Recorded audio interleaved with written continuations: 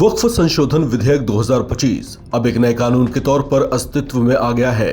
संसद के दोनों सदनों में पास होने के बाद इस विधेयक को राष्ट्रपति द्रौपदी मुर्मू ने शनिवार देर रात अपनी मंजूरी दे दी, जिसके बाद इसे कानून बनाए जाने की अंतिम औपचारिकता भी पूरी हो गई है और आखिरकार वक्फ संशोधन विधेयक देश का नया कानून बन गया। राष्ट्रपति मुर्मू ने इसके साथ ही मुसलमान वक्फ निरसन विधेयक 2025 को भी अपनी स्वीकृति दे दी है। इस संबंध में केंद्र की नरेंद्र मोदी सरकार की ओर से जारी अधिसूचना में बताया गया कि संसद में पारित वक्फ संशोधन अधिनियम 2025 को राष्ट्रपति की मंजूरी मिल गई है। इसका all India Muslim women personal law board की अध्यक्षा शाइस्ता अंबर और उत्तराखंड वक्फ के अध्यक्ष शादाब शम्स ने इसका स्वागत किया है। जवान में कुछ लोग वक्फ की जमीनों पे अच्छा इस्तेमाल कर रहे हैं, एजुकेशन सेंटर खुल रहे हैं, मदरसे खुल रहे हैं, लेकिन वो जितना काम वक्फ के विभाग को करना चाहिए वो ईमानदारी से वक्फ विभाग ने नहीं किया। जमीनों की लूटमार होती रही, सही मकसद पूरा नहीं हुआ।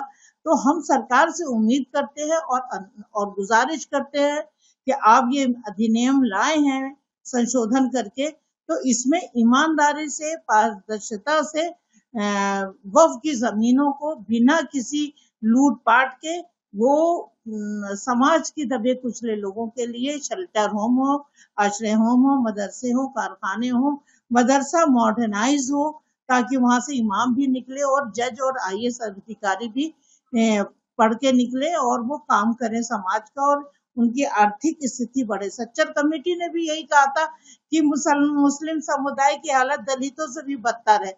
जब ये रिपोर्ट है तो उसको आप सच और सकारात्मक वर्तमान सरकार करे। अभी तक किसी सरकार ने मुसलमानों के हित के लिए और उनके एजुकेशन के लिए कुछ नहीं किया, सिर्फ वोट की राजनीति हुई है। तो हम बीजेपी सरकार या वर्तमान सरकार से गुजारिश करते हैं कि आप अपने मकसद में पारदर्शिता और न्यायप्रिय तरीके से उन महिलाएं जो अधिकार वंचित है, न्याय वंचित थी, उन सबको वही कुछ मिले जो उनका हक बनता है और वक्फ की जमीन का देने का जो जायज मकसद था वो मकसद पूरा हो जाए। जो गरीब मुसलमान है वो विरोध नहीं कर रहा है। विरोध करने वाले पॉलिटिकल मुसलमान हैं और पॉलिटिकल मुसलमान हैं इसलिए वो क्योंकि वो बेनिफिशियरी भी हैं इसलिए वो विरोध कर रहे हैं। और अब नई बात शुरू हो गई है कि पुतले दहन होने शुरू हो गए हैं, सरकार के भी हो रहे हैं और अब हमारे भी पुतले दहन शुरू हो गए। तो मैं तो ये कह रहा हूं कि पुतला दहन तो इस्लाम का हिस्सा नहीं है। अगर मौलाना धर्म की बात कर रहे हैं और वो पॉलिटिकल मौलाना नहीं है, दाढ़ी टोपी रखकर जो प्रोटेस्ट कर रहे हैं ये पॉलिटिकल लोग नहीं हैं, तो इस्लाम में तो दहन का कोई कॉन्सेप्ट ही नहीं है। तो ये दहन कैसे कर रहे हैं? क्या इस्लाम ने दहन करना सिखाया? क्या अरब में दहन होता है? क्या मुसलमान दहन करता है? तो जो दहन करने वाले हैं या तो ये मुसलमान नहीं है और या ये पॉलिटिकल मुसलमान है। मैंने यही कहा था कि ये पॉलिटिकल मुसलमान है, ये गुमराह कर रहे हैं लोगों को, ये बेवकूफ बना रहे हैं।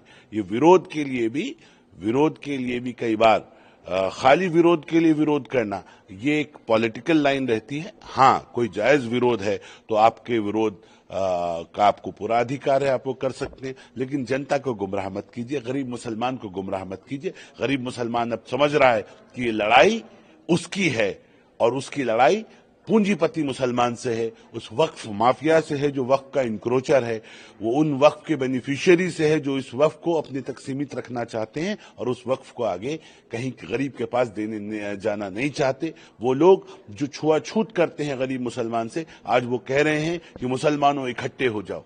मुसलमानों इकट्ठे हो जाओ तो बहुत अच्छी बात है, लेकिन क्या खाली चुनाव के वक्त इकट्ठे हो जाओ, वोट देने के वक्त इकट्ठे हो जाओ, ऐसे एजिटेशन करने के लिए इकट्ठे हो जाओ, विरोध करने के लिए इकट्ठे हो जाओ, लेकिन जब उसका दफन करने का वक्त आता है, कब्रिस्तान में जब मुसलमान को दफन करने की बात की जाती है तो पसमानदा मुसलमानों के साथ छुआछूत होती है।